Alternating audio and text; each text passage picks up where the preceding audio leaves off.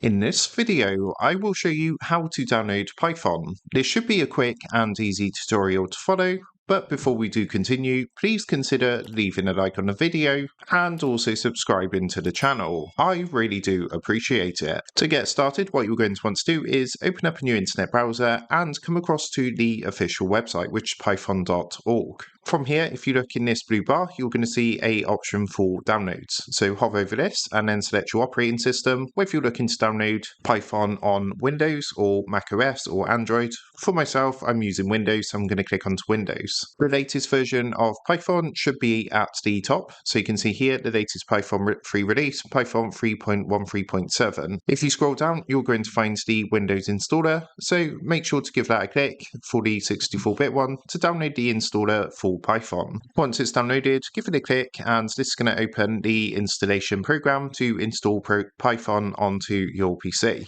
From here, click Install Now, and then what you need to do is just follow the steps to go ahead and install Python on your PC. It's going to take a few minutes to run through and get things ready, and then it's going to start installing Python onto your PC.